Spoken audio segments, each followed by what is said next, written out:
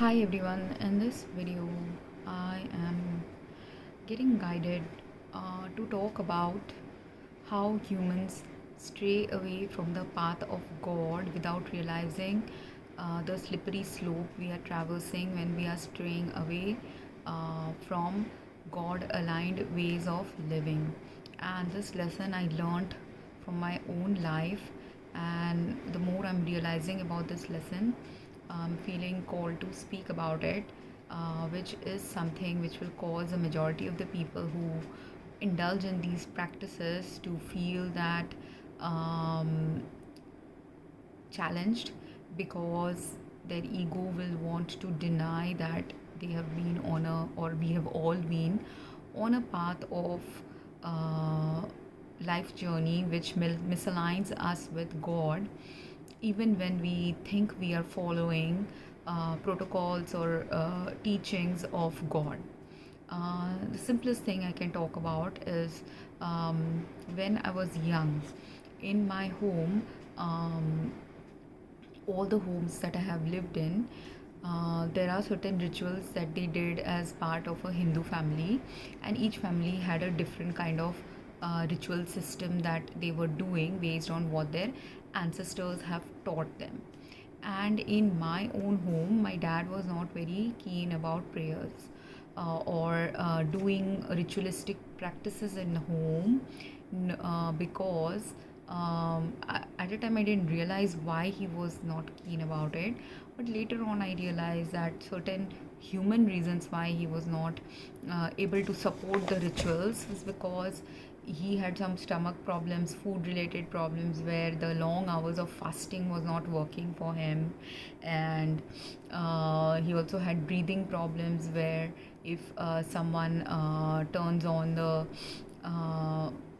incense sticks that are harmful for those patients who have asthma or COPD or respiratory distress, for them it is distressful. Plus, he is also very easily, he got some other problems going on with him, all of which in combination led him to dislike circumstances when prayers were being done inside our home.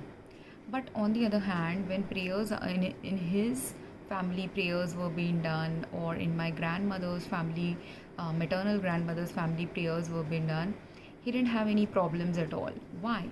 Because there, in both the families, where my father's side of the family and mother's side of the family, when prayers were being done, they had created a separate room for prayer, where you can sit and pray separate. The person, usually the women of the family, would go and pray there, and they would have a separate room where the incense sticks are getting burned.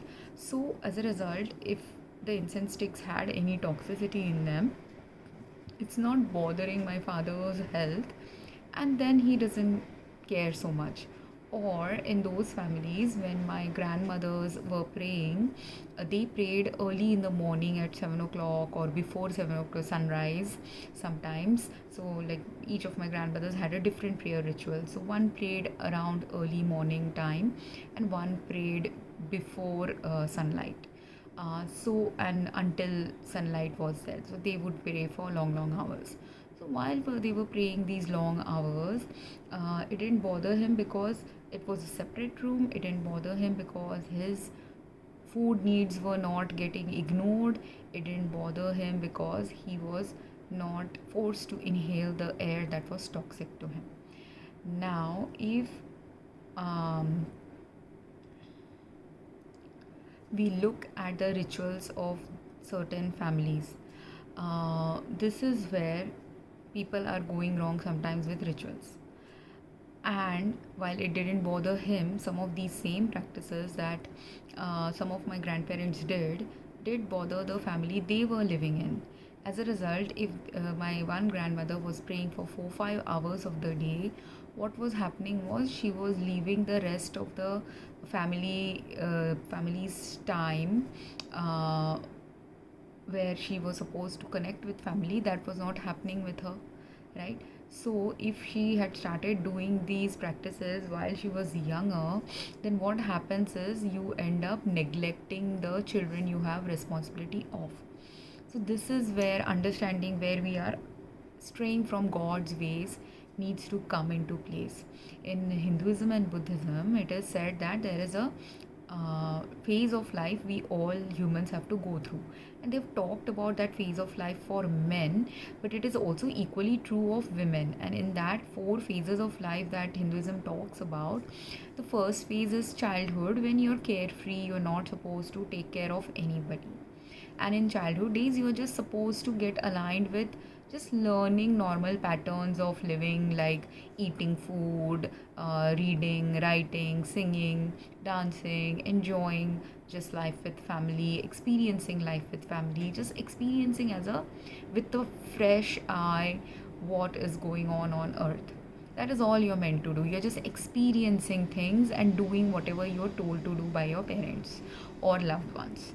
And you're building some connections, but most of the connections are happening in your life because they're just coming to you based on whoever is present in your school life, whoever is present in your city life or village life, whoever is present in your family life, whatever natural surrounding or city like surrounding you are living around. All these things are influencing you, and you're observing just in a way you are supposed to be just observing life on earth. Then in the next phase of life, when you are adult, that is the time when you get married, and so humans get to experience the married life. In that married life, you now have a responsibility towards your marital goals. So as a married person, you will have, that's why in that married life you are supposed to be involved, and that is when you're aligned with God, when you're involved in building good connections with your family, when you're involved in loving your spouse and caretaking of your spouse in the right way, when you're involved in, if when you are in the beginning stage of marriage, you have to be still involved with your family. Both of the man and women should technically be still involved in creating good attachments or maintaining good attachments and connections with their siblings as well when they do not have any kids.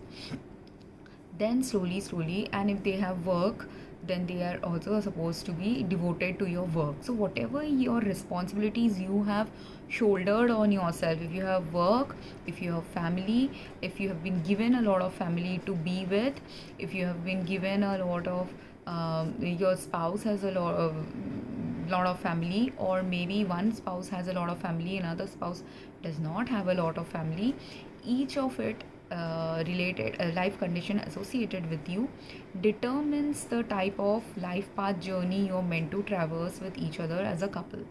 And that is why, but in marital life, many times what people start doing, and you have to also start when you're coming from two different kinds of perspectives, like if one came from a larger family, another came from a smaller family, a different kind of life path will emerge for them. That has to merge these two into a median path, where maybe they have to have a moderate level of family life, where if someone was a single child and someone was a child of a family with 10 kids, now their new family has to possibly be a family of 4 or 5 kids.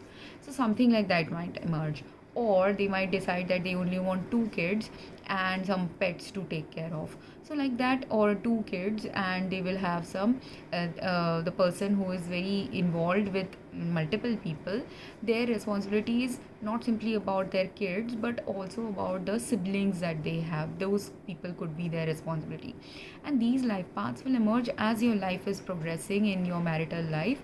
And at that time, say you have 10 siblings and your parents died in your 30s.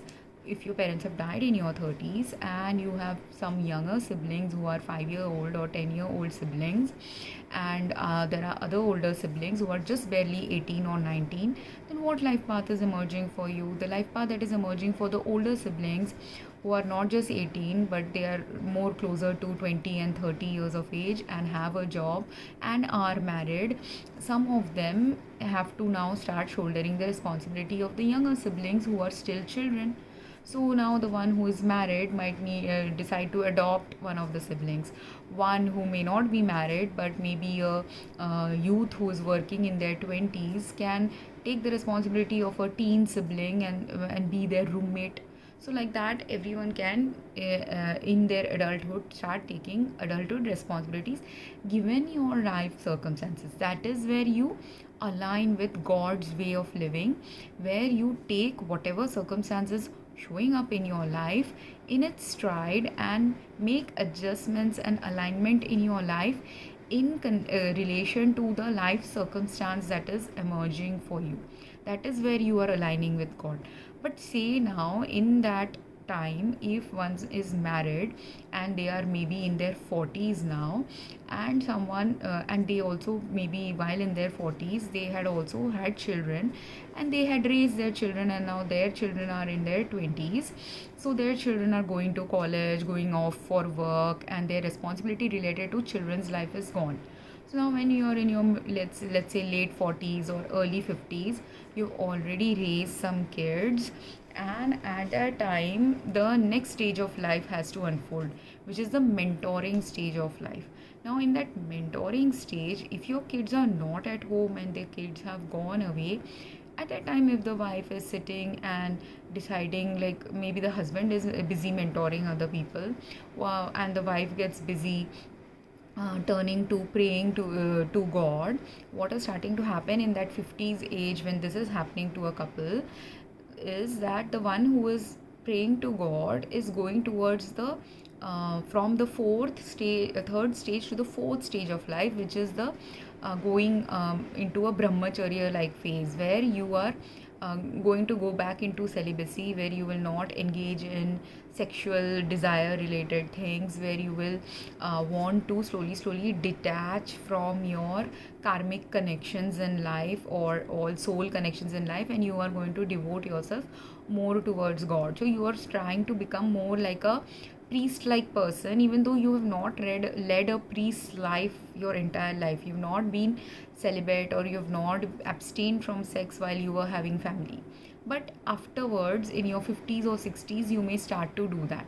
And that is why also in some ways menopause hits women in their 50s or 60s, when it is an indicator for women that slowly they have to now disengage from sexual activities. Not just they and their spouse both have to disengage from being sexually involved with each other and get more into spiritual involvement with each other, spiritual involvement with the world, spiritual involvement with God. So if one spouse is focusing more on God, the other spouse's functions might be to focus on mentoring maybe some students. So like if you were a professor in a college, your life purpose in your 60s might be after retirement to do those similar things that you used to doing as a professor, but now in a smaller scale, or in a scale where which is something very different and innovative for you as a retired person to do, which still keeps you a little bit mentally engaged in what you did previously, but slowly you are seeing the spiritual aspects of what you have done and doing it in a materialistic way, and it will shape up differently for different people. But someone might decide that if they are living in a particular society and they are seeing that when some they can start, like if they are a very social person, they can start organizing social events for children in the society. Like they can do some during festival times, they can organize skits with young children. If they had interest say in hobbies that were related to music and dance, they can start doing that. If they were are a very if they were in a business like setting, and some business operations related thing fascinates them, or finance related things fascinates them, then they can be involved in the society's financial responsibilities. If they were someone who likes nature and they want to grow some good natural things in their society, they can start doing that. They can start focusing on planting, and they had education. Let's say they had lived in a village life and they had education about how to grow plants in a natural way without using too much chemicals, or they have some earthly knowledge of how to raise plants in the right way. So those people who are now retired can go into that, and it's irrespective of gender. Any gender can start doing that. And even the prayer thing, while the women usually prays a lot, but if the man is more deeply involved in praying, then the man can be involved in the praying activities. And if the woman is the sociable kind, or kind who likes to engage with children, or kind who likes to grow plants and trees, she can start doing that, or teaching others that. If you have a knitting skill, you can start a knitting club. If whatever is your hobby, whatever is your passion, in that last stage of life, you connecting to God via the ways in which you learned a beautiful skill in your life, or you learned via the skill to connect meaningfully with God, or via you are trying to create, um, essentially also in that last stage of your life, from let's say your 60s to 90s, or 60s to 100, depending on how long you will survive on earth, and you never know when you will die. But depending on that phase of your life, you will start gravitating towards those things that are meant to now slowly pull you towards God and spirituality, because slowly your spirit is now connecting to your higher self to understand what will be its next life now, after you are going to leave earth. So that testing phase is going on for you. Will you become like a priest in the next life? Will you become a celibate person in the next life? Will you become in this life, maybe you were a college professor, but in your next life, maybe you are missing the innocence of childhood, and you can see that when you're interacting with the social functions in your society, you love interacting with children, but in this lifetime you didn't interact much with children. So maybe in your 70s you will see that, oh, you loved interacting with children, you didn't get to explore that with children, and that desire will be generated in you subconsciously, possibly. But that desire that is generated in you subconsciously is now going to possibly influence the next life you will have on earth once you die. Or while you are alive here, you will start connecting to your grandkids. If your kids are grown up, maybe it's time to babysit your grandkids occasionally. Maybe it's time to go on travels and help young children who are in distressful conditions, like depending on what access you have, what access to money you have, what access to social responsibilities you have, what when you do not have any responsibilities, what is speaking to your spirit for you to do next. All these things will determine your next life path.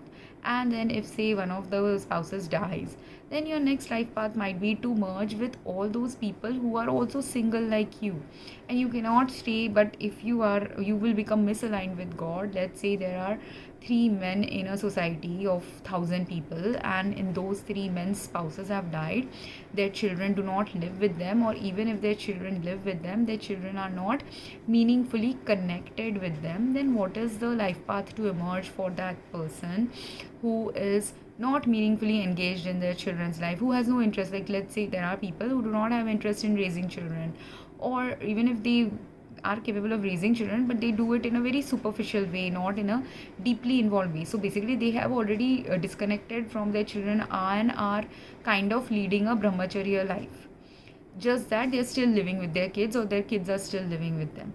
So if you are in that brahmacharya life, or if you've been forced into a brahmacharya life because your spouse has passed away now, and you were deeply involved in the family life until then, but again at that time you have a choice to make.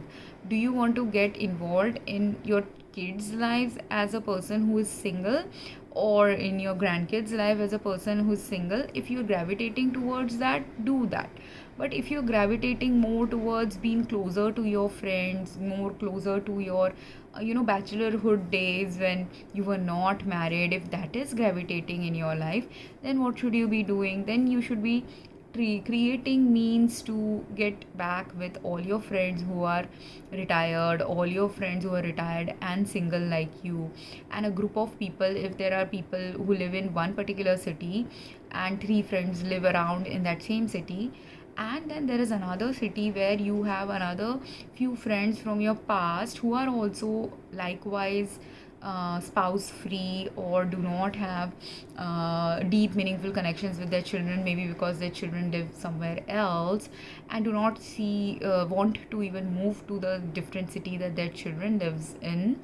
Then it's time for all these people to create a new kind of society. If you get connected to God, you will understand, are you the ones who are meant to now create a new type of societal life for the elderly, especially in countries like India, where there's not much elderly care related facilities that are there in India. But if you are rich enough and innovative enough, and also bored enough to want to do something different in life, then all these soul stirrings that are happening, or you're energetic enough to have extra energy to do something meaningful in your 70s, then all these people, one who's energetic, one who's innovative, one who is monetarily successful and has enough finances, one who has some business sense, one who has some other sense that is required for this new thing to occur on earth, all of them together jointly might be needed in their 70s to do something in their 70s that they never were able to do in their 20s when they were younger, but they had always thought in the back of their mind that this is what we want to shape. That is something that can emerge for you. For someone else, they want to go on a spiritual journey with their spouse or without their spouse. So if you're going on a spiritual journey, then go on that spiritual journey, and understand that while you are wanting to disconnect from your spouse, while you might feel that that is misaligned with God's ways, that is where you have to first connect to God. Secondly, ask whether it is really misaligned with God's ways. Because what if when you are 70 and your wife is 60, your wife might still be interested in hanging around with grandkids, but you are, and your sexual connection has gone away. You do love each other, but you don't love each other in the same way in your 20s or 40s, where you wanted to be in each other's presence all the time.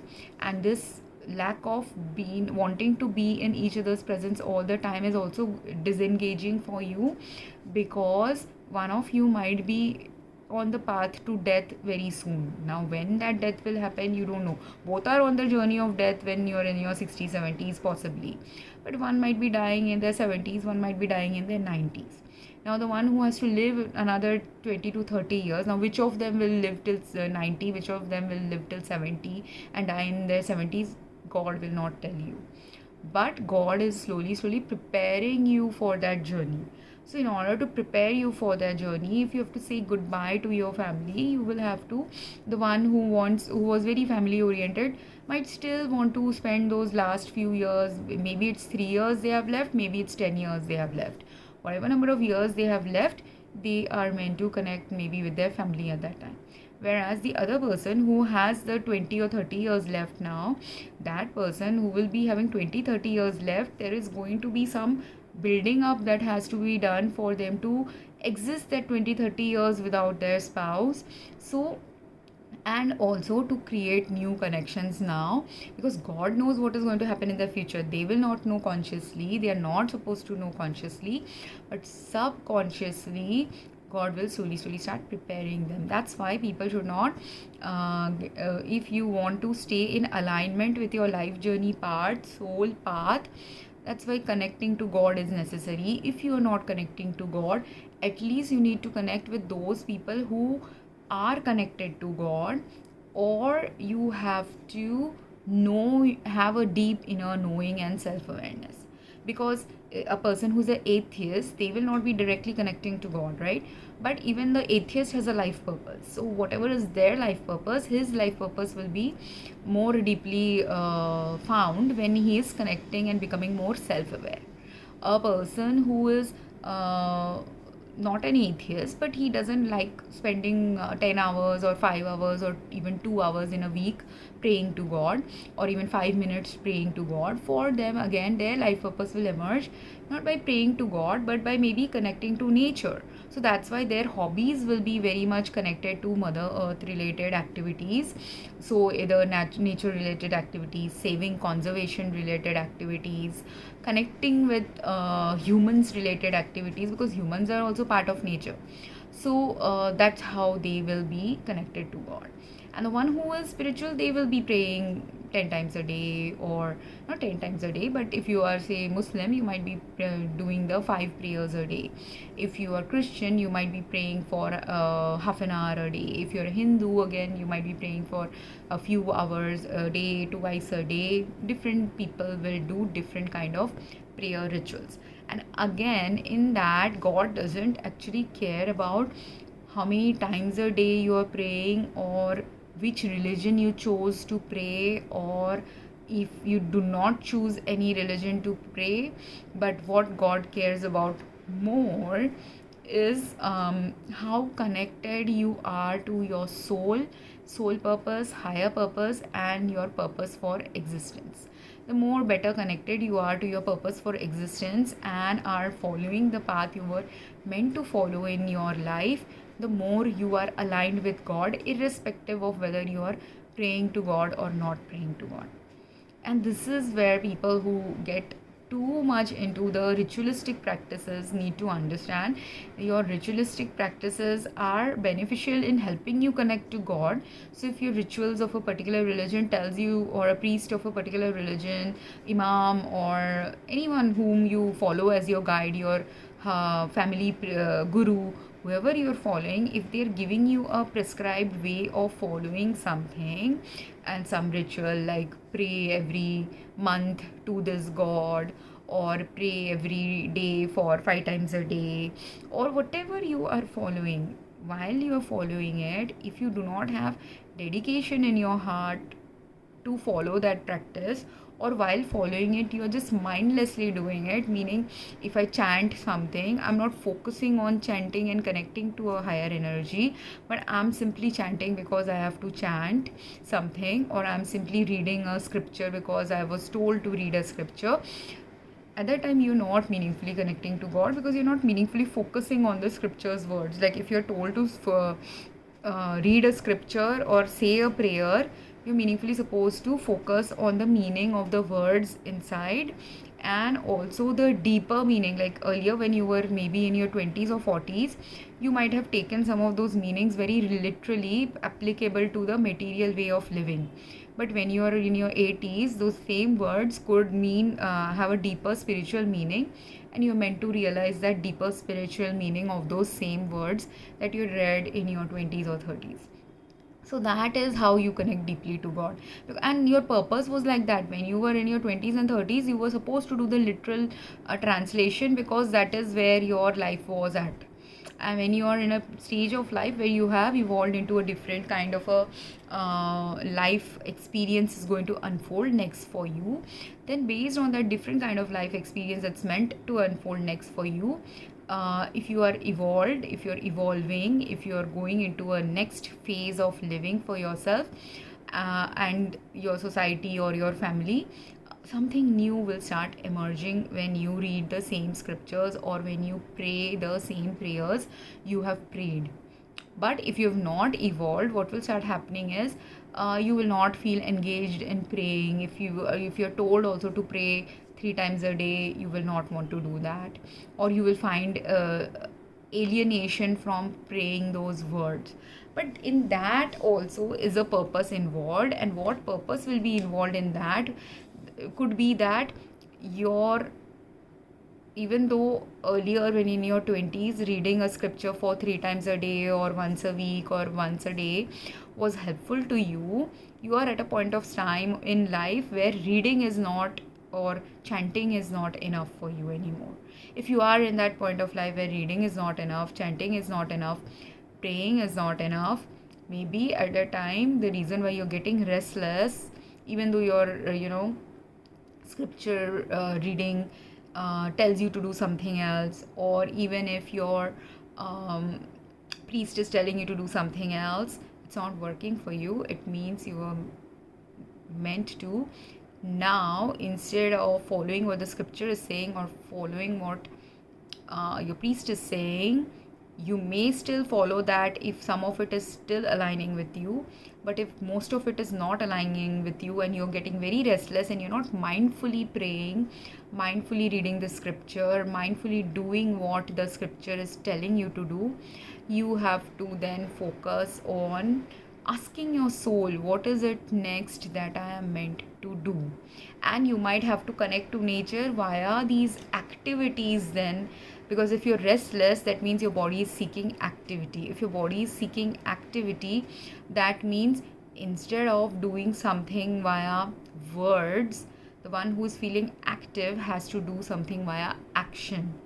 The one who is feeling passive may have to passively pray in a way that is different from what they were actively praying. And what is an active prayer and passive prayer? Active prayer could be you going to the temple every time there is a Indian festival, which is what I used to do. My active praying was more going to the temple and praying during the festival times. But right now, that festival time praying is not aligning with me. Why? The festival time praying is not aligning with me because in our festival rituals, people are using incense sticks or other, fire elements, which are causing health issues to me, because those are, if they do not come from pure elements or healthy breathing enhancing elements or soul purifying elements are not present in them, it's not causing purification.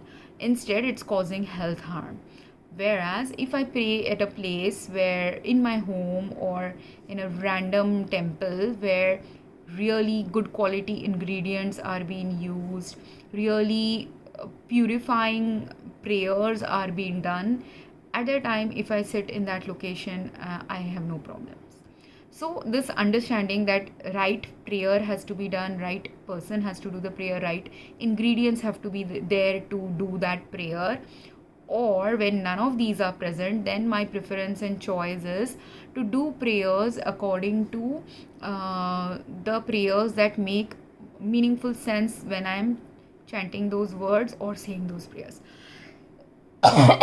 That's why, even though I've been raised in Hindu family, currently I also get pulled towards teachings of Jesus, because in those prayers I do not need it's not mandatory to light a candle or mandatory to light a incense stick while reading a scripture from the Bible or hearing a message from the Bible via some video someone has created about it, right? So that is aligning more with me. So when that aligns more, when I do not need to light anything that is going to be harmful for my breathing problems, I do those prayers.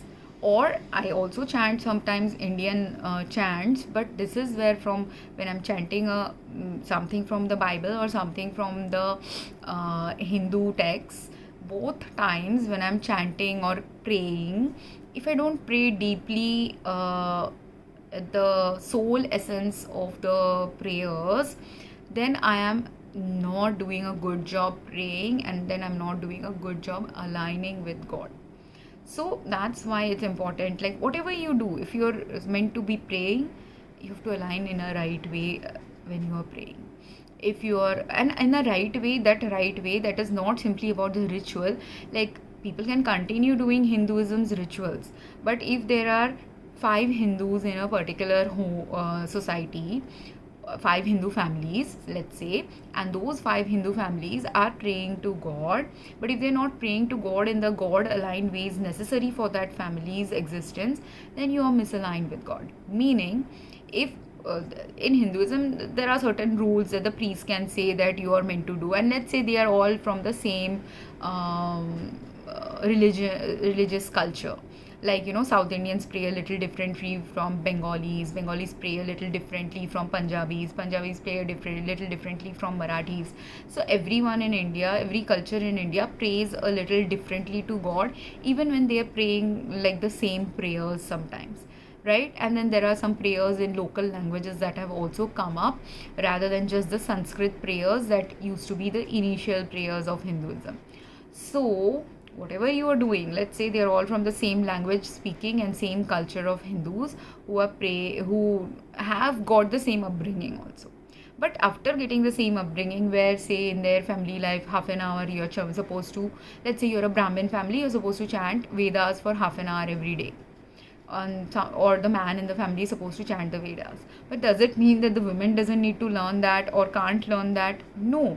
So if the next phase of Earth's evolution is also for the women to learn it, then the women also will start learning those Vedas.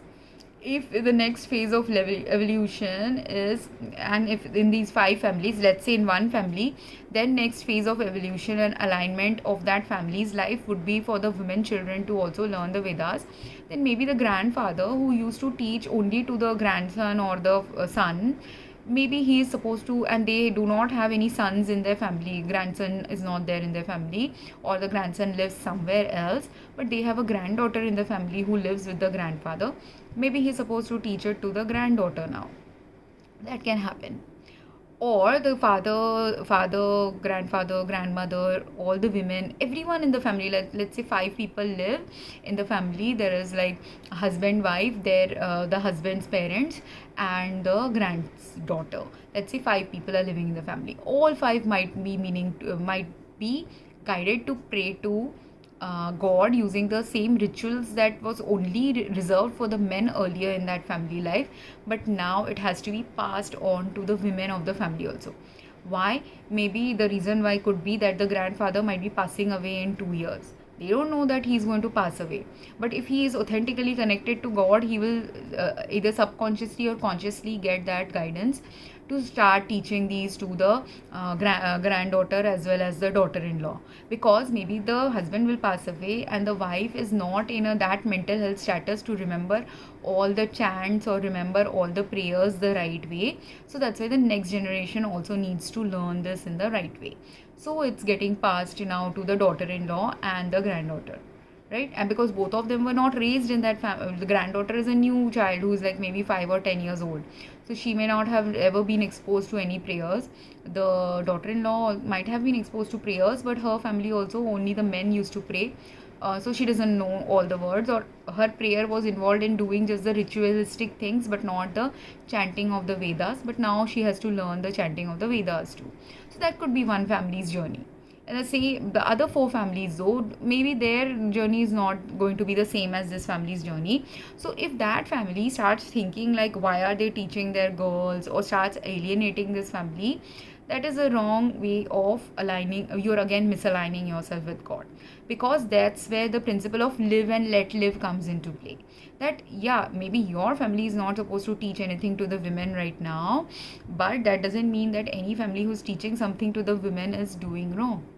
So that you might have to understand that family which is alienating too much now from, let's say, out of the 4 families, 2 think that it is absolutely wrong to teach women, 2 think it's okay to teach women.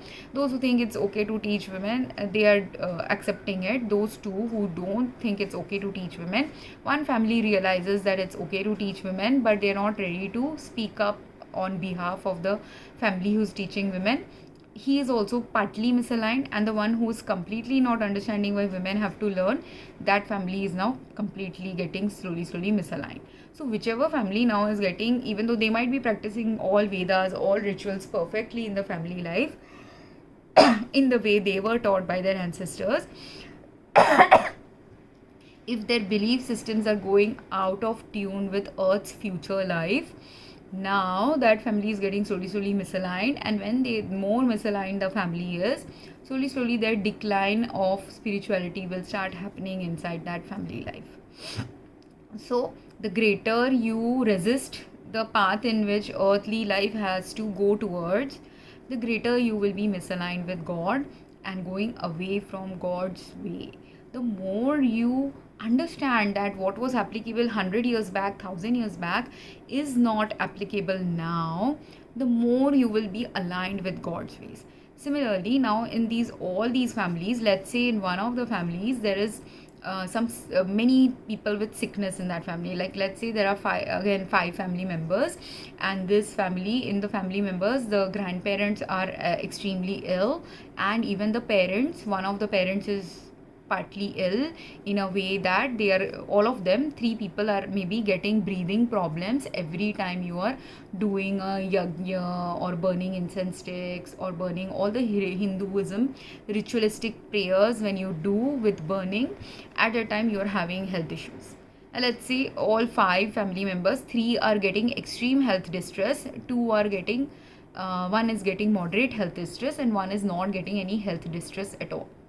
Now, the one who's not getting any health distress at all, he's probably the healthiest. Maybe it's the father of the family.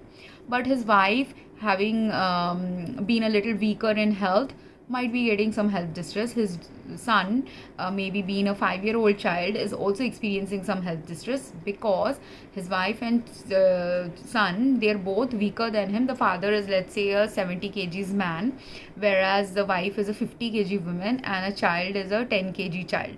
So now the 10 kg child and 5 kg child and the elderly parents, they might be 60-70 kgs in weight, they look healthy, but slowly they are on the path towards death, and disease is there in their body, because of which the disease that is there in their body, all of these people who are weaker than the man of the family, less healthy than the man in the family, less developed immunity is there inside of them, all of these, or less sturdy in body size, all of these might be the factors which will be causing these people to get breathing issues from inhaling these incense sticks, those incense sticks that are unaligned or misaligned or created with artificial chemicals and chemicals that are harmful for your breathing.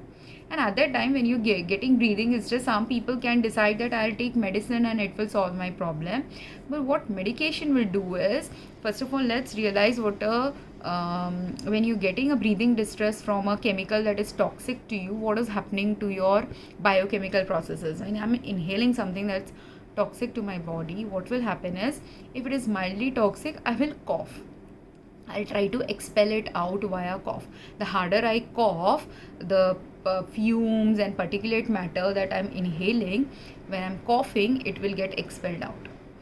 But only if it is milder fumes, right? So if I'm doing like burning a small incense stick for 5 seconds, I will not get that cough possibly. But if I burn an incense stick for half an hour, I will get the cough because it's there in the air for a longer time, right? So it is going to cause me harm.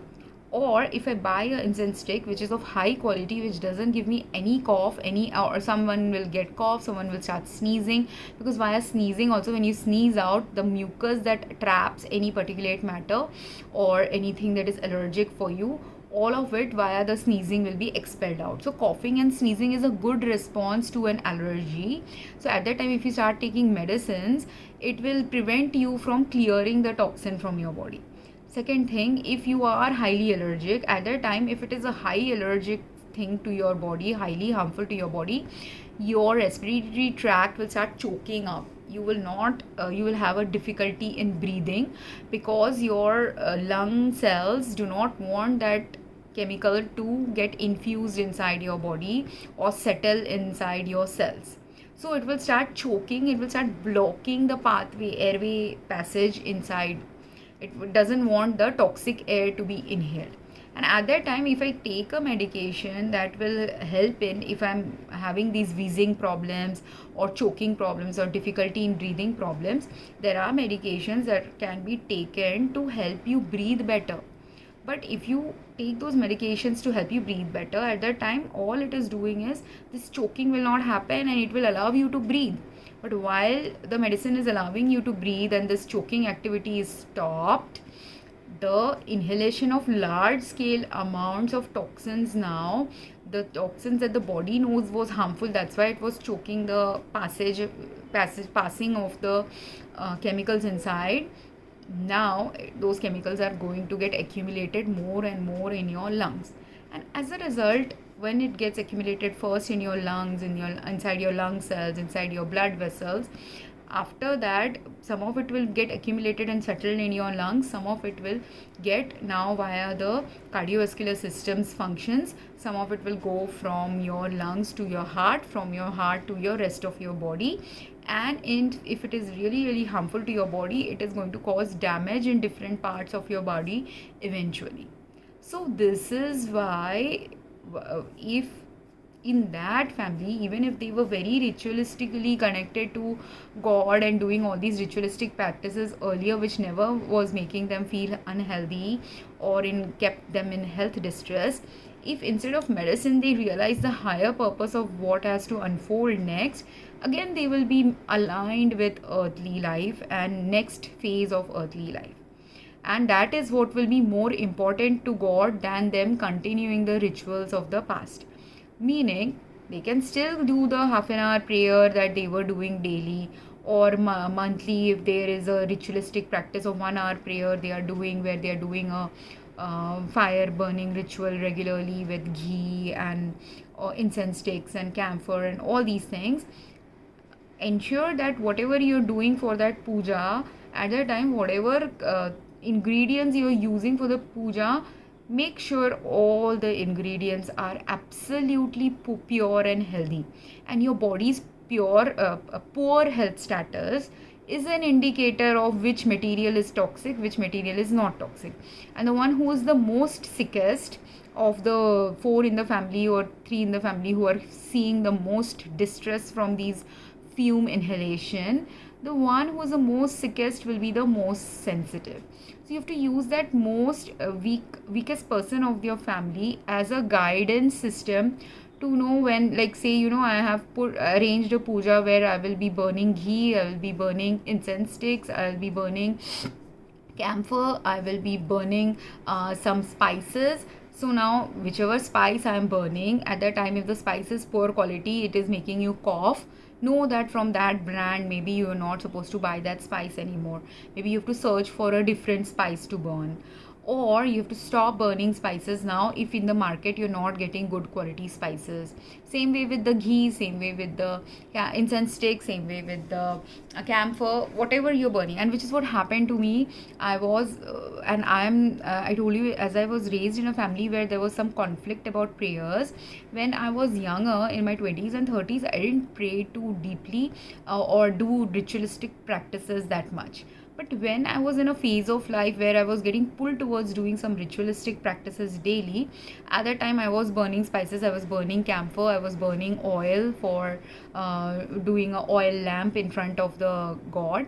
So in all these times when the oil is toxic, or the wick is toxic, or the incense stick is toxic, or the ghee is toxic, or the spice is toxic, it was enhancing my breathing problems. And I was more sensitive to it, especially because if you've never prayed for long hours in the past, or have been exposed to fiery prayers as a young person, now suddenly in your 30s or 40s, if you're exposing yourself to higher longer duration of such prayers, then that breathing distress will be sooner for you. And which is what happened, which I didn't realize initially, that I was in extreme breathing distress. It slowly unfolded, but it unfolded first with a little bit coughing or watery eyes, then it became sneezing, then it became extreme breathing distress. Especially when and sometimes I used to burn candles also. So especially when the scented candles are toxic chemical infused, or the incense sticks are toxic chemical infused, or the quality of the spice that I'm using for burning, that spice has some mold or fungus or some toxic chemical infused inside them. Again, those were giving the most harmful breathing related responses in my body. And that is why I slowly started then moving from doing more ritualistic Hindu practices to again getting back to my original Hindu practices, where I used to only burn maybe one incense stick in a month, or occasionally when going to the temple. At that time I am exposing myself to half an hour or 1 hour of the ritual that is being done in a temple. So I went back to that, only going to the temple once in a year, going back to doing practices, the minimal practices, or praying to God. Now I have increased my prayers, like I can do the chantings or listen to a chanting, or do some Christian prayers also. All these things I have started amalgamating. I have amalgamated both because I feel gravitated towards both.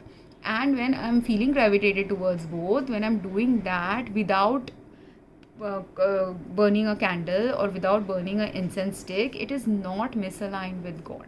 And then there is another way of connecting to God in Hinduism, or like in Durga Puja. If anyone has observed the Durga Puja rituals or rituals in a ISKCON temple, you will see that to clear negative energy, multiple things are done.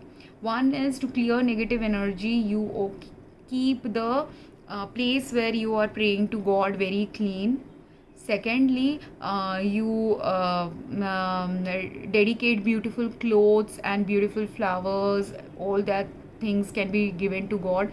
Flowers and fruits as offerings can be given to God.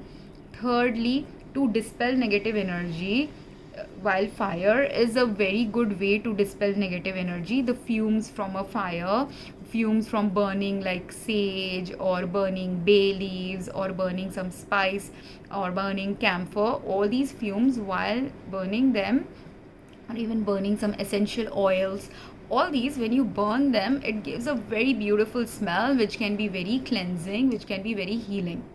But only when you have the right ingredient, quality ingredient, best ingredient, and the ingredient that is aligned with healthy living. Otherwise, if health misaligned ingredients are being burnt in a fire, you are adding to the harm. That's why the fire rituals can now be reduced or eliminated until we have a cleaner earth where clean products are again available for fire related rituals to be done. But in replacement of the fire rituals, you still have, again, in Hinduism we have the concept of charnamrit, right? The charnamrit is the water that you offer to God, and then you drink that water. So in that charnamrit also you put many ingredients to make that charnamrit also smells so pure, right? So that's pure smell from charnamrit.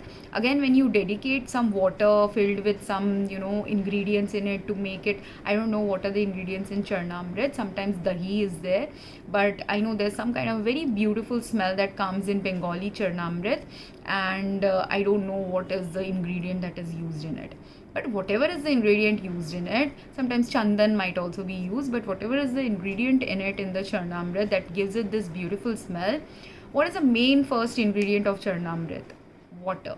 Now when you are again doing a ritual, when you are offering charnamrit to God and then distributing it to everyone, at a time, if that water now is not pure, or the ingredients you've added to water is not clean or has some toxins in them or microbes in them, at that time again you are misaligning with God's ways. So having a priest or having a group of people when praying, if you understand that what you're offering to God is not clean or healthy, you have to start going towards offering a cleaner water also to God, or a cleaner water infused with whatever you infuse that water with. Those ingredients have to be clean when you are offering it to God. So at that time, if you offer impure ingredients, that is again a problem zone. And same with the fruits, same with the flowers, same with anything you offer to God. But in the meantime, if our fruits, and which is what happened, certain parts of India have water pollution problem high, certain parts of India have air pollution problems high, certain parts of India have food pollution problems high. Food pollution meaning food which are getting rotten sooner because of microbial growth in them, or food which is getting rotten sooner because earth temperatures have risen in those areas, and that's why fruits and flowers are getting rotting sooner. Or it could be that whatever is happening is contributing. There's a combination thing also happening in some places where everything is completely rotting away. Now there you cannot offer any of these, or if you do offer unclean things, you're not praying in a aligned way. Or if secondly, you are because when you are praying in a church or praying in a mass scale setting, at a time if when thousands or millions of people might come to that area to see the ritual or see the goddess or see the church, at that time if clean ingredients are not present or clean environment is not created, it will add to harm of a person than purifying a person at that time. That's why purity of thoughts of the priest is necessary. That's why celibacy is a thing that most religions talk about when you are praying to God. Whether you are and it doesn't matter whether you're a Catholic priest or a Protestant priest. In Catholicism, the Catholic priest who is not got never got married earlier, right? But while they didn't get married earlier, if you have a priest who still has sexual thoughts or a high sexual energy and he's doing priestly work, he's again misaligned. When you have sexual thoughts or sexual energy and your prayers are not able to dispel those sexual thoughts and energy away from you, are you meant to be someone who is meant to be a priest, or are you meant to be doing some other kind of work? Is something God, you have to align yourself with God. Secondly, if someone is a priest who is not from Catholic Church, is a Hindu priest or a priest who whatever other religions priest, again, if you don't have purity of thoughts of again related to women, that is when you will have a lot of negative sexual energy or distorted sexual energy inside of you. So those things also need to be clear. The priests who are not having the right balance energy when praying, that is a problem zone. Even a woman or a man who's going to pray to God, again, while they consider that if women have periods they are impure and that's why they shouldn't go, in Hinduism that is done. I'll talk about this Hinduism's ritual later on, but since I've introduced the sexual related elements, go to God with a clean energy. Don't go when you're feeling sexual. Don't go when you have a lot of distorted thinking about sex inside of you. Don't pray at that time, or if you're praying, don't go to a mass scale setting to do that, because then you will dispel a bad energy there. Those things are also very necessary. Then what is also very necessary is, if all your because which happened to me when I was trying to pray, first I got the breathing problems, and these problems came to me one at a time. They didn't come all at the same time, but first I got breathing problems, so I had to stop the incense stick burning, because I found out the incense stick and candle burning was the most toxic. I stopped burning them. Instead I was burning the spices which was still healthy, or camphor. If I burned camphor, I burned that camphor which was healthy, and there were certain brands of camphor which were not healthy for breathing. Those camphors I stopped using. So this is what I did with the fire ritual. Or when I was very very sick, I didn't burn anything at all, because my lungs couldn't take that inhalation at all, because at that time I needed oxygen, and if I'm burning and oxygen is less, when burning also oxygen is needed, and if I'm living in a home where oxygen levels are less, at that time I cannot burn even the purest ingredient, because the oxygen quantity is less, that I need that oxygen to inhale for myself, right? So that was one reason. Second, then I was sometimes picking flowers from the neighborhood and sometimes buying flowers. But there was one year where the flowers in the market were very very rotten. Like, I bought a whole bunch of flowers from the flower vendor, and earlier when I used to buy, when the flowers were good quality flowers, it would stay 2-3 days in good condition. And if I bought, like, say this much amount of flowers, what I would do was, if I'm I would split it in half and use half of them for one day, the other half on the other day. That is how I would pray, because I didn't my space for praying was small. So in that space I didn't and I didn't want to use all of them, because they were healthy. But now they were so unhealthy, I not only couldn't just split it, but when I placed it in front of God, because they had some mold contamination going on, immediately within a few hours the flowers got rotten. So at that time again the question happened, do I pray with flowers, or should I give them offer rotten flowers, or should I not buy those rotten flowers and instead ensure that I'm buying good quality flowers? Or if no flowers are available, again God is okay with no flowers being available, as long as, and which is how, why is God transitioning me into also looking into Christian practices, is because in Christianity you're not offering anything except sometimes a candle to God, and many churches don't even offer that candle also to God. But does that mean that you are not praying to God, or God is not there helping you heal or helping you? No, God is there. God is always present. God is omnipresent, omnipotent. God is everywhere. So and God is with you even when you don't pray. As long as you are aligned with God, God will continue supporting your blessings, continue supporting your life journey in a way which is aligned with God's way of living. So that's what is more important to God than just the ritual that you're doing. If you're doing a ritual, do it in the right way, health aligned way. When health is going misaligned, my job was to experience all the things which are misaligned with health. The reason why my job was that is because I was a past healthcare professional. So for me, not just a past healthcare professional, in future life, I'm getting guided to grow my own plants. I'm getting guided to do certain things. If not grow my own plants, ensure that when I'm buying food, I buy good quality food. Because the next offering was the fruit related offering, again with the fruits. Earlier, and again when I was not doing any prayers, I didn't observe any of these things. When I was living in a cleaner place, none of these things would have manifested in that area. But when I'm living in a more unclean place where oxygen levels are less, where water pollution is increasing, and where plants are being grown in inappropriate ways, because of which the moldy flowers were happening, because they were growing now during festival times, they are growing plants and flowers in mass scale, so that huge amount of flowers can be sold at that time, right? They know like 1 million flowers will be sold maybe in a particular area. Now in that particular area where, or a particular city where 1 million flowers are to be sold, in a normal time, maybe when festival is not going on, maybe only 10,000 flowers are sold. People buy flowers, only 10,000 people are buying flowers. But during festival time, 1 million people are buying flowers, so it's 10 times the amount. Because 10 times the increase might have happened, 10 or 100 times increase has happened. I'm sorry, my decimal place realization sometimes gets confused, so I might misspeak about numbers, so sorry about that. But what I'm saying is, if the number of people buying flowers is increasing by 10 or 100 or even 1,000 fold, let's say, and different places will have a different thing that the flower vendors would have realized, that I might need 10 times more, 100 times more, something like that. Each vendor will know, and based on that demand thing, now they are wanting, the flower growers want to grow a lot of flowers.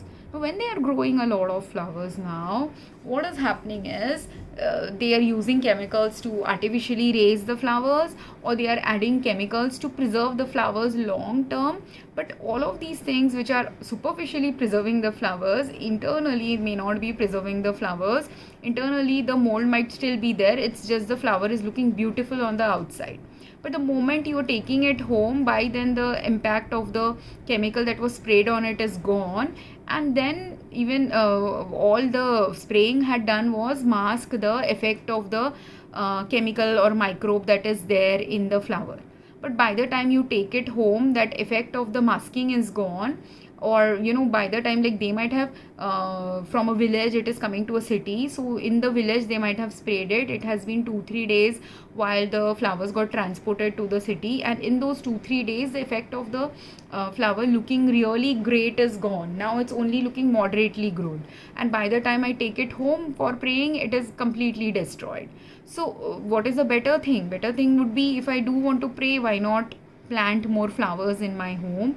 If I have a home garden or access to home garden related facilities in my home or in my neighborhood, that should be what most people should be doing. Because instead of artificially boosting the business, if a business of an area normally does only 10,000 flowers sales in a particular area, and during festival time it's increasing to 10 times more, it is better that those other 10 times more families who don't maybe pray to God daily and only pray and do mass scale big prayers during the festival time, why not have your own flowers? Why buy flowers from outside when you can grow them in your own home garden?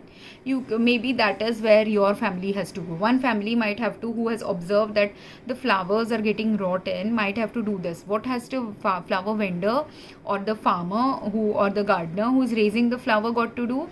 They have to start raising flowers in more natural ways so that they don't get rotten sooner. That they have to do. Second, they have to do is realize that don't get greedy during festival times just because there's high demand. just do what is naturally aligned for your garden to do. If your garden in normal times can produce 100 flowers, and during that festival season you have by artificial means, if you boost it, maybe it will be 10,000 flowers. But if by artificial means you didn't boost it, if you just planted more flowers to take in account of the demand, increased demand, and you did it in the natural way, instead of the normal 100 flowers you grow daily, during festival time your garden might grow 1,000 flowers daily.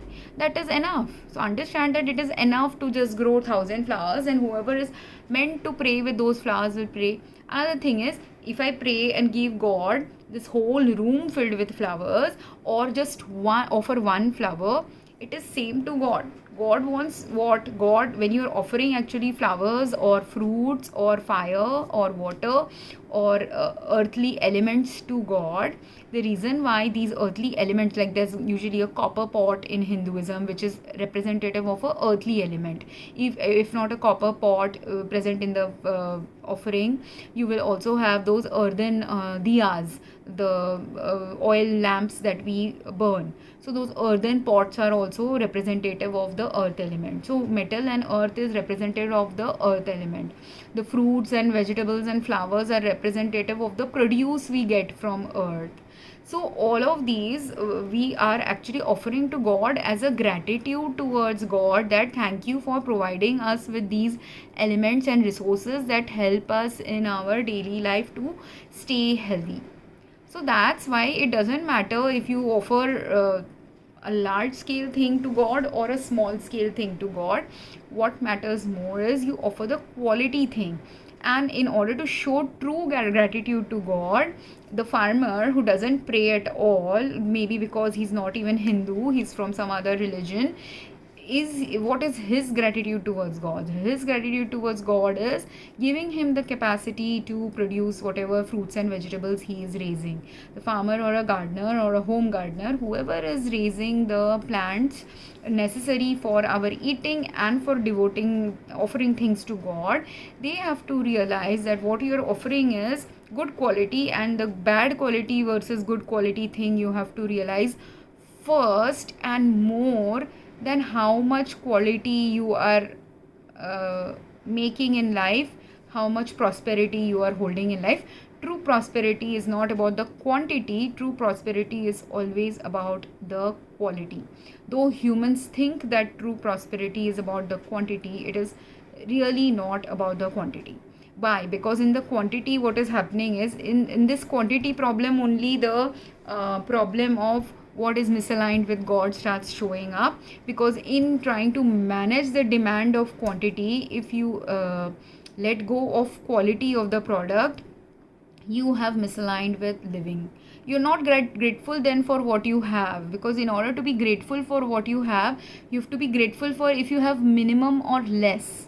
Meaning, like, again, for giving to God, in Hinduism you have the story of Kumbhakaran, who was consuming so much food, right? So while it is like that, like our God is not a God like Kumbhakaran who has to just be kept feeding a lot of things. The offerings you're actually giving to God is simply about the gratitude. And the gratitude of what? A gratitude of being on earth, gratitude of existing on earth with other human beings, gratitude of being blessed by God. This is what God cares about. So in order to get blessed having gratitude for being on earth with multiple other human beings, if you take care of other human, and not just human beings, we are on earth with other plants, we are on earth with other animals and birds.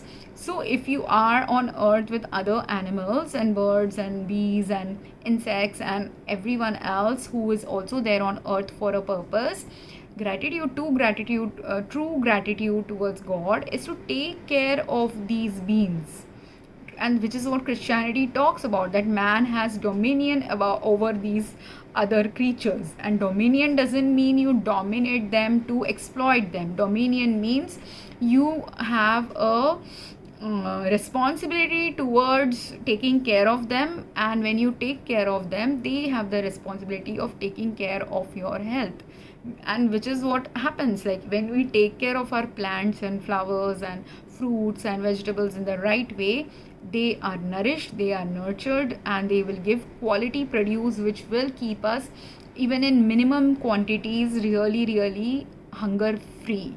Whereas if you do quantity, and which is what has happened, like in modern world, they have shown, and scientifically they know that the fruits and vegetables, like 100 grams of one certain fruit that I eat, that same like say it's 100 grams of grapes, current day 100 grams of grapes do not have the same nutrition level as 100 grams of grapes from 100 years back, or whatever, like few years back. So the quality of the nutritional content of the fruits are deteriorating, and because the nutritional content of the fruits are deteriorating, fruits, vegetables, whatever we are consuming, their quality is deteriorating. You can yourself observe, like these flowers also, when they are mass produced flowers, they don't have a lot of scent. Whereas if you are home growing it in the right way, or you're buying it from a vendor who's not selling it at a mass produced scale, you will see those flowers have more beautiful scent, more beautiful energy as well, because they are getting nourished and nurtured in the right way, and a quality product is getting formed. And when that quality product is getting formed, if it is a flower and it's supposed to be a scented flower, its scent will be quality scent. If it is a leaf that I use for burning in my prayer activities and rituals, that leaf will be a quality leaf. If it is an essential oil I'm using for burning, again the essential oil will be quality essential oil. Again, and essential oils I have found, or in camphor based some health products also, which are medical products also, I have found that those camphor based products can have really toxic stink in them when the root source of those plant extracts from which you got the ingredients of that medical product, or ingredients of a essential oil, ingredients of a candle's incense, if they are not raised in the right way, they will, when you're burning them, the oil will give a very bad smell. When you're applying an ointment, it will have a very bad smell. So because quality has gone away, and the people who are manufacturing it, creating it in a mass scale, are not understanding that the quality has deteriorated. But the person who's in the end result user, if you have started seeing the decline in quality, and you have the time, money, resources to ask for better quality, should you now you will be more in alignment with God when you look towards buying things with better quality. And when you do that, there also automatically you raise the living condition of someone who's doing quality work. So if you buy from a farmer, if I go and now start searching for a grape farmer, I want to eat grapes, I am looking for a grape farmer. A grape farmer who is doing the right organic farming, right quality farming, and is not focusing on the quantity, if I go and eat even one grape from a farmer who is doing the most high quality work, that one grape will be capable of giving me the same nutrition than if I go and eat from another farmer who is giving me 50 grapes, but in that 50 grapes I will not find the same nutritional content if he is doing a lot of misaligned practices related to farming or gardening. Same way, if now someone is simply only partly misaligned, the nutritional content would have dropped off. But if you're completely misaligned, not only the nutritional content would have dropped off, and I will need instead of just eating one grape, I will need 50 grapes to get the same nutritional content from the other farmer. But if a farmer is doing completely misaligned practices, in those 50 grapes now at least 30 grapes will be infused with toxic chemicals, which will be more adding to the health harm than being beneficial, even if grape is supposed to be good for certain health conditions. Let's say there's a fruit that is meant to be, or a Karela is thought to be very good for diabetic patients. Now again with Karela, which is bitter gourd, that vegetable, if I get it from a farmer who is doing all the right practices for it, then eating that vegetable gourd from that farmer's farm will be more health beneficial. If someone accesses that farmer's vegetables for creating their Ayurvedic products, they will be doing the right thing. But again, if your formulation of a Ayurvedic product says that for this Ayurvedic product you need like 100 kgs of some bitter gourd for creating that formulation, bitter gourd plus other ingredients. But let's assume one of the ingredients is bitter gourd in your Ayurvedic formulation. Now if the Ayurvedic formulation was created with bitter gourd and you're using 100 bitter gourds for creating it, if you've taken it, again similar like the grape experience, if the farmer is not doing all right aligned practices, even your 100 kg formulation will not be as strong as how it used to be previously when you were making quality ingredient. So again, quantity is will fail if or your formulations also will start failing if your formulation is not taking into account the nutritional content and the quality of the ingredient from which you are making that formulation. Secondly, so you're now like 100 years back, if when earth was much cleaner, and at that time the formulation said 100 Karelas are needed for making a particular medicine, that 100 Karelas now if you use, because it doesn't have the right nutritional content, and it also means it doesn't have the right healing potential. So that same formulation 100 years back, which was really, if I only take 1 spoon I will be healthy immediately, or it will take me 1 week to consume that and I'll be healthy. Now even after 1 week of consumption I will not be healthy completely like in the past, because I don't have the right nutritional ingredient in it, right? Same way, if my family has known that if you have some pre-diabetic condition, you should your family knows how much, Karela as a vegetable, how many days a week or something you should consume. So that practice your family was doing for a long time.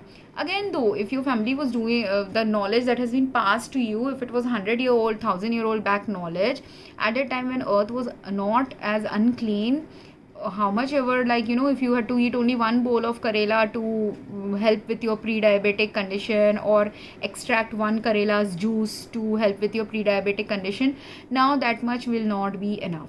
And then finally, if they are using a lot of chemicals to make the Karela look very shiny, the bitter gourd look very shiny in exterior form, or they have infused they've been gardening and farming with a lot of chemical health misaligned chemicals, then what is going to happen is you will have health misaligned pesticides, fungicides and other chemicals inside your vegetable, and now your formulation will also have those toxins in them. It could be microbial toxins which are undetectable at the time you are formulating it, but by the time it reaches the end customer it will be toxic, or it might be some micro amount of some chemical from the bitter gourd has gone inside your formulation, which if you get some 1 or 2 customer complaints and you didn't address it, you may not have addressed it because thinking it's only 1 or 2 customers, and you didn't realize that it is happening because the core ingredient is completely destroyed.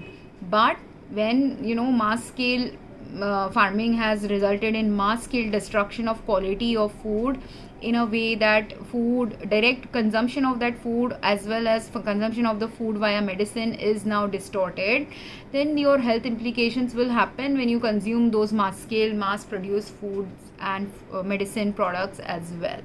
So all these, if someone is working in healthcare or any kind of element of healthcare, or you are just simply a housewife doing a housewife's duty, these are the places where you have to start observing and doing your karam and being aligned with God at that stage of life, at that phase of life, at that professional stage of life you are existing in. Then only you are aligned with God. But if you are ignoring customer complaints and you are working in a factory that manufactures the Ayurvedic product, you are going to be misaligned with God. If you are the mass scale company that manufactures a lot of Ayurvedic products which are going wrong, again you are going to be misaligned with God's ways, and how much ever quantity you produce, that quantity will be of no effect to the end consumer if the product has started going toxic. Instead, if there are toxicities present in your products, it will lead to health harm than health benefit. So at that time, something will happen, either a natural disaster. If like say, a whole city is now completely toxed out with multiple things wrong in that city, that a natural disaster is more likely to unfold in that city, because all the things necessary for healing is toxic, all the things necessary for treatment is toxic, all the things necessary for good health of normal human beings is toxic, all the things that look healthy from the outside, but inside, the toxicity is spreading everywhere. Those places are bound to see high levels of natural disasters or high levels of diseases like the pandemic or epidemics of the past unfold, because there's not enough resources available to help those people who need to for a mass group of people to be healthy, because mass scale people have been doing mass levels of things misaligned with healthy living, misaligned with being grateful for their time on earth. Because if you in order to show true gratitude for your time on earth, you have to be connected to everything related to earthly life, multiple things related to earthly life, especially at the crucial time of earthly living when things are going wrong.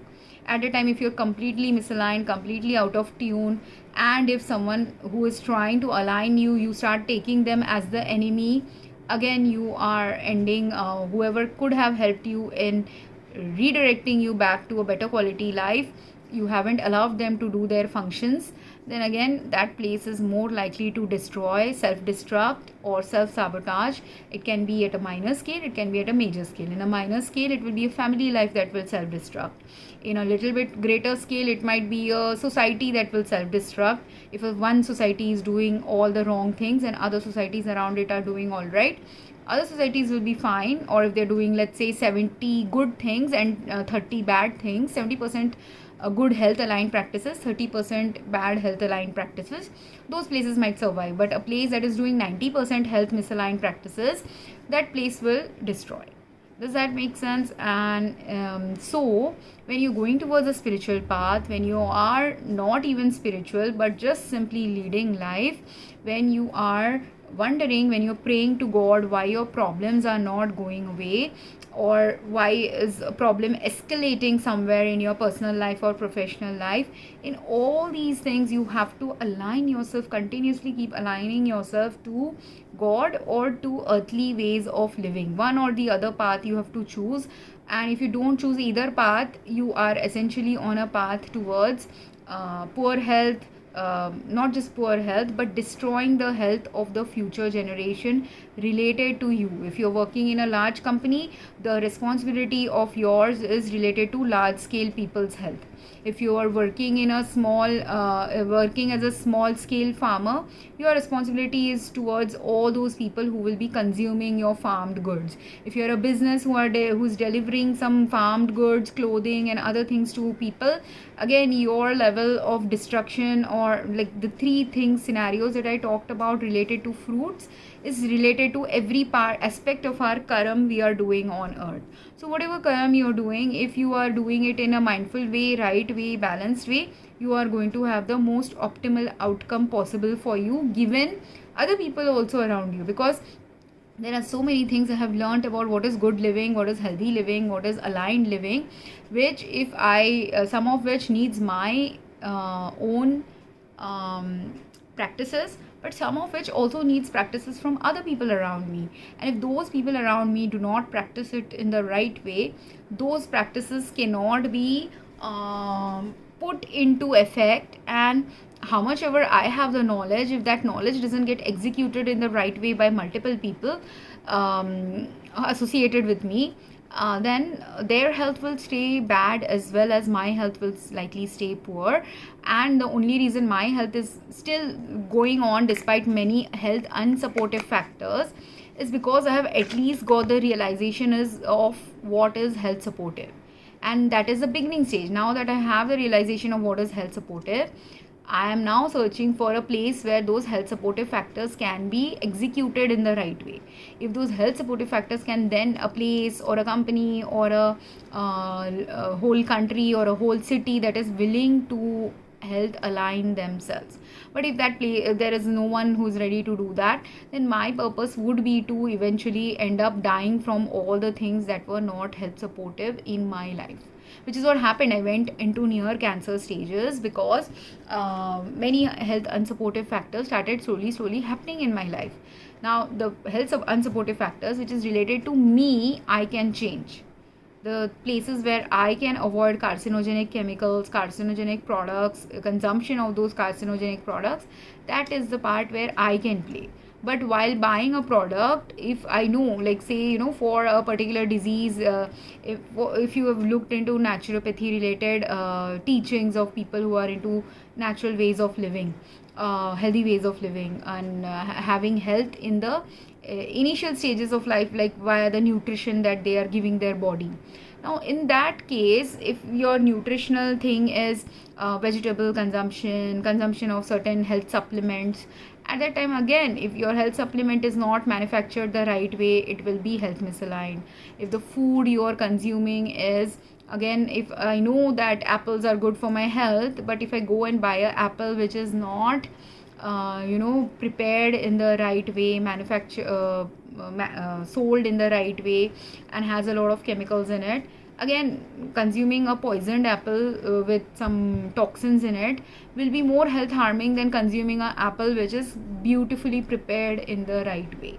So like that, any fruit, any vegetable, anything that I need for good health, that I consume for good health, if they are misaligned in one aspect or multiple elements, the greater they are misaligned with good quality health or providing a good quality product, greater is the harm associated with those products.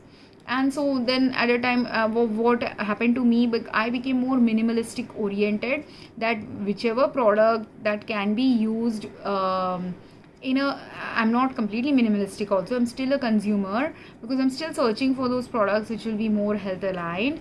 But if I'm buying 10 products, out of it only one health aligned product I'm finding, I'm using that one health aligned product, whereas the other misaligned products I have to discard. But do I just need to discard? If I discard, what is happening is earth pollution is continuing.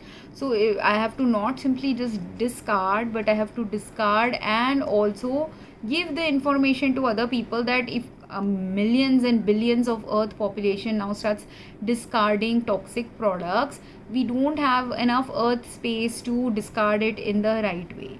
So slowly people have to awaken to what is misaligned with health, and then slowly, and also most of us are living a life where we are using multiple health misaligned products in our daily life.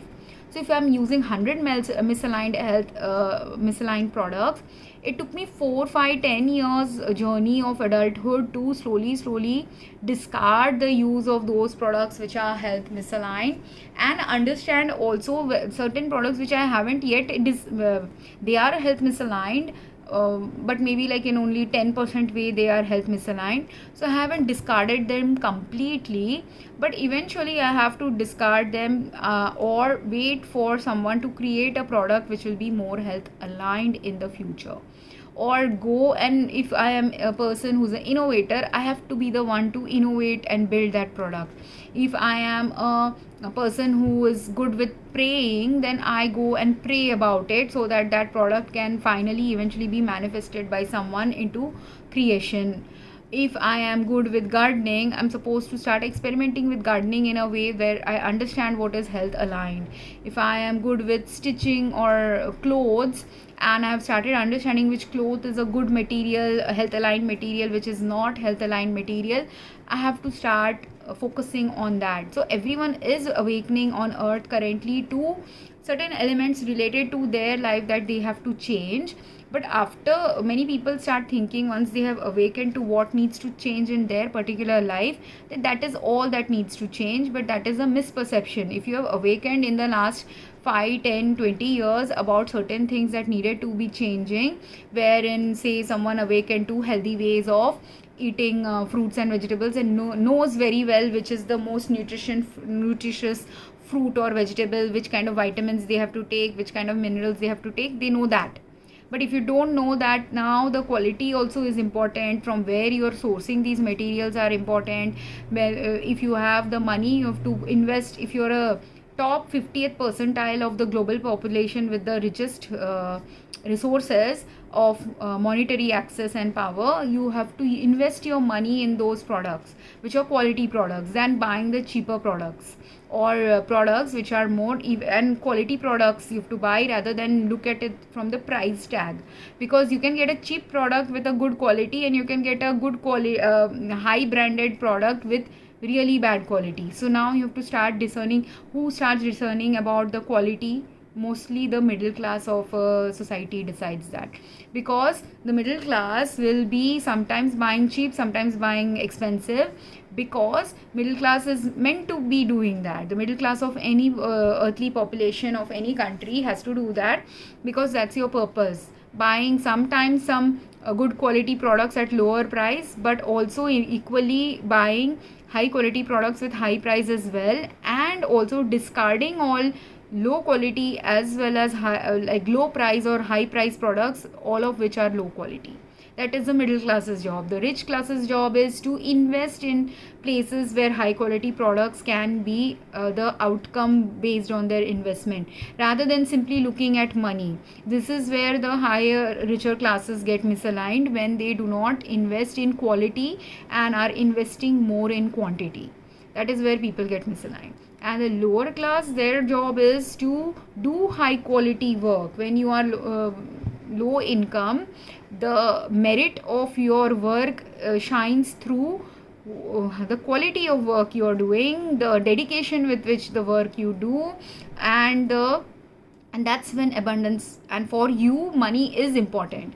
So for the only the lower 30th or 40th percentile of the world, focusing on money also is important, but focusing on quality plus money should be more important.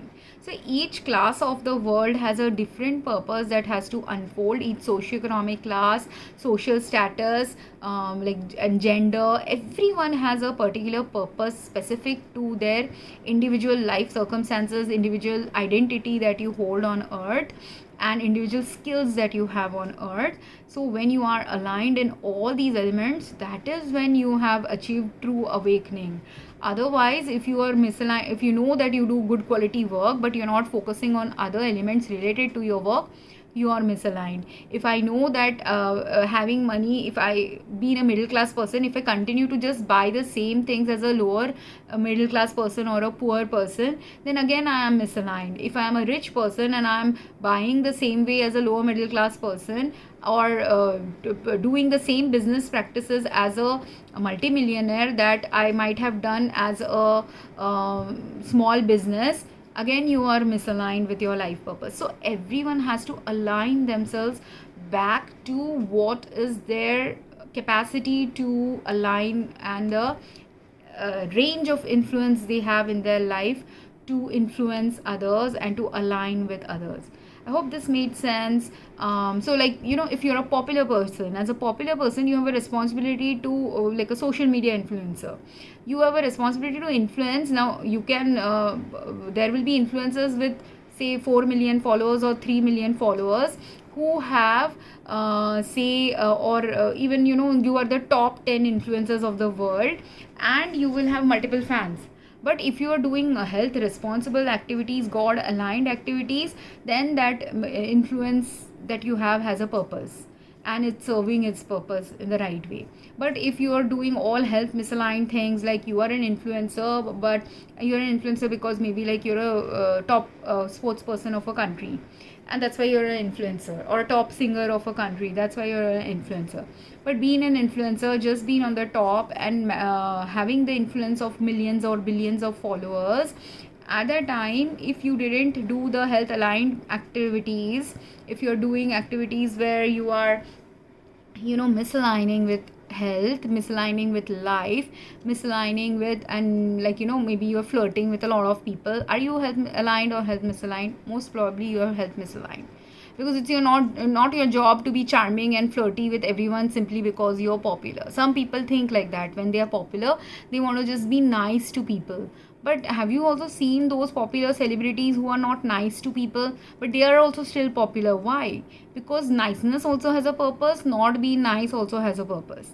But which one of them will be the most aligned celebrity, one who has mastered as a celebrity or a influencer when to be popular and when to be also ready to be unpopular, when you should be unpopular, when that unpopular opinion you are projecting is aligned with next phase of earthly evolution, next steps and changes that are needed on earth. So you have to be the unpopular one to criticize, so that with the criticism some right change can happen. And when are you misaligned as a person who is popular but who speaks sweetly, when your sweet words are of no use, because at that point of time sweetness cannot change the things that need to be changed.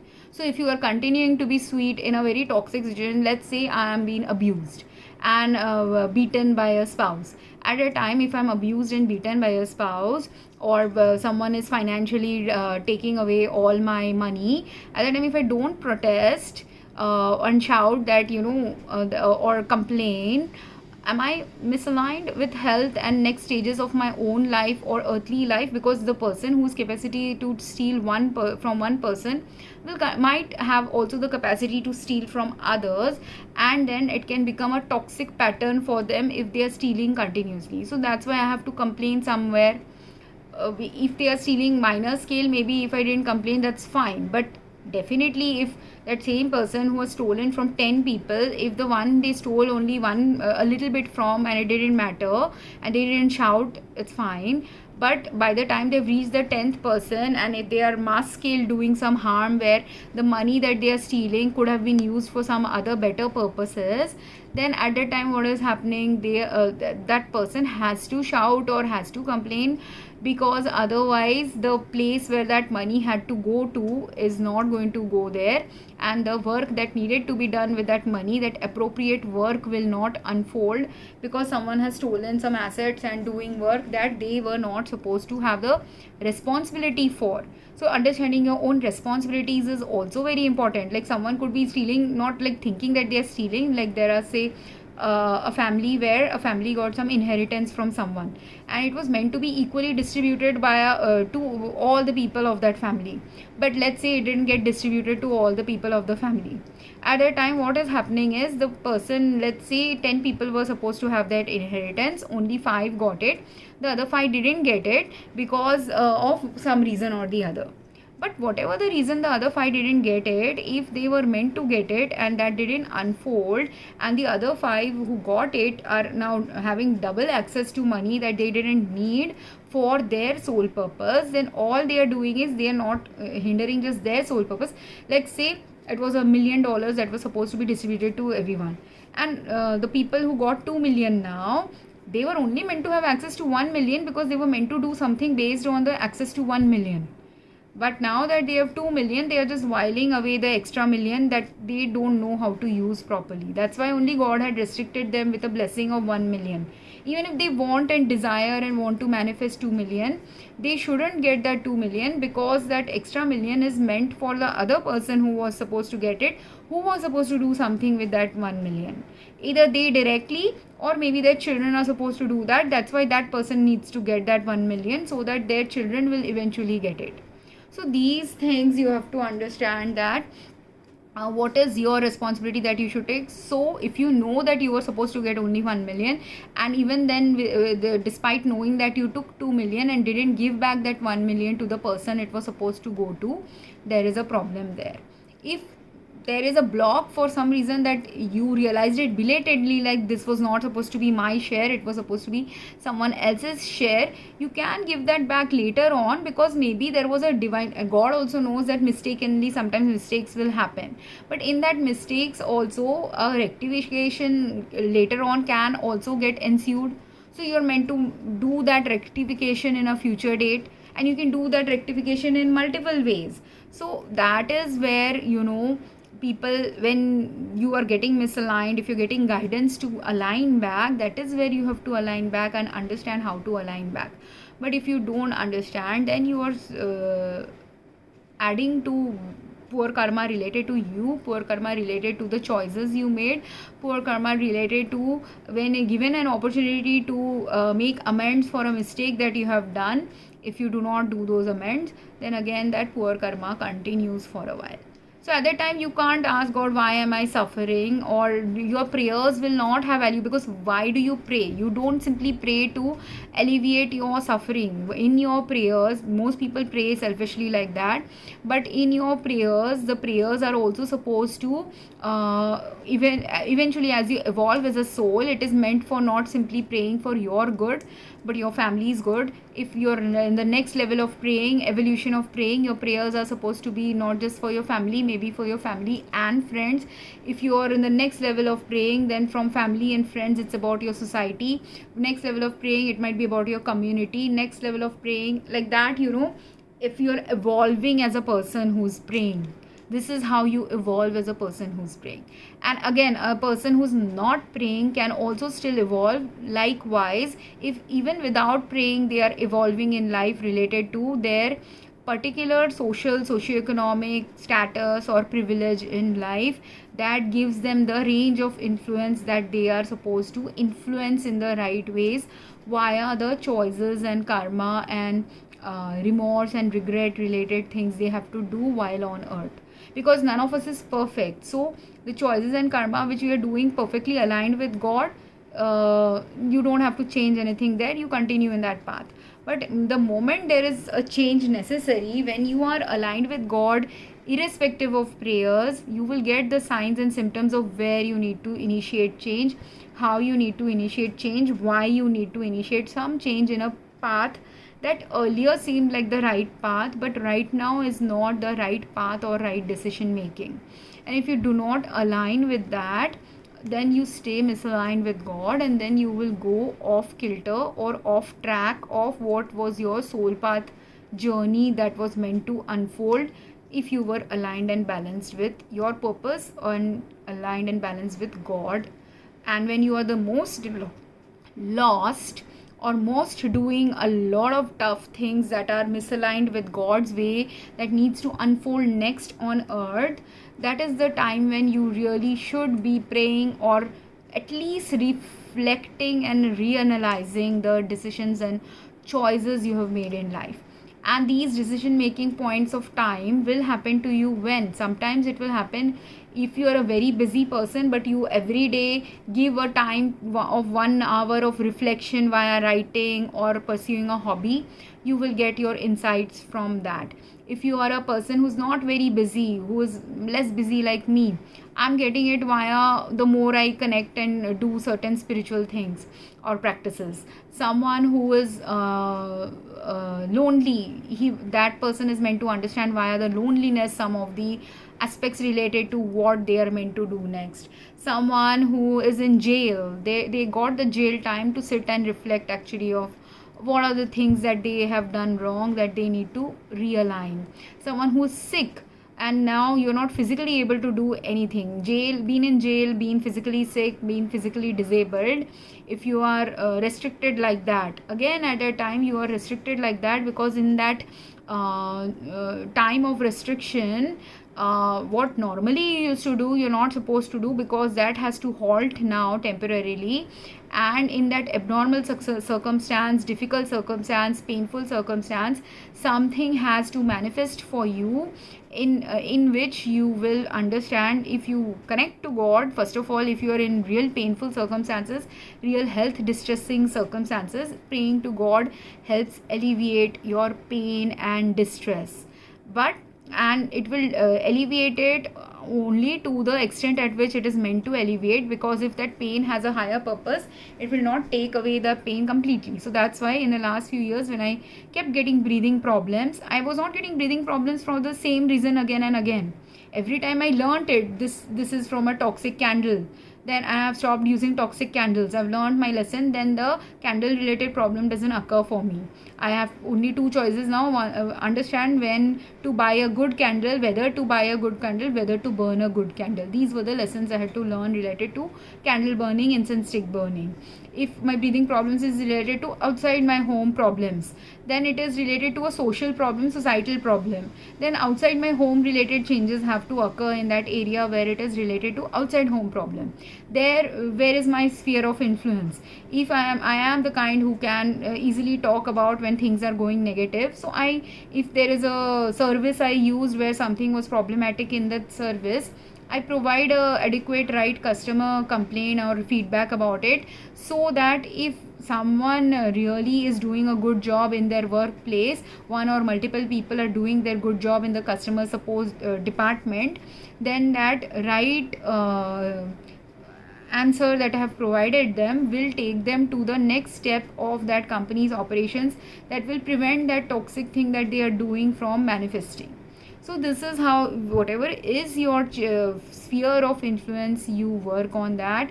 Wherever is your sphere of influence or expertise, it's either influence or expertise when you don't have influence. Because I don't have influence, but I still have expertise, so I'm giving the expertise. Now when the right person who has the influence listens to this video, she can exert the influence they have based on the resources they have, right? So this is how you get to the next stage of earth aligned, health aligned, life aligned, your life purpose aligned practices on earth while you're living on earth. And that's a constant reflection, constant connecting to God, or constant redirection and self-awareness is very important key for any of us who wants to do good work, who wants to have a true abundance filled life, but not the abundance related to money, but understanding the abundance related to what abundance principally means to God.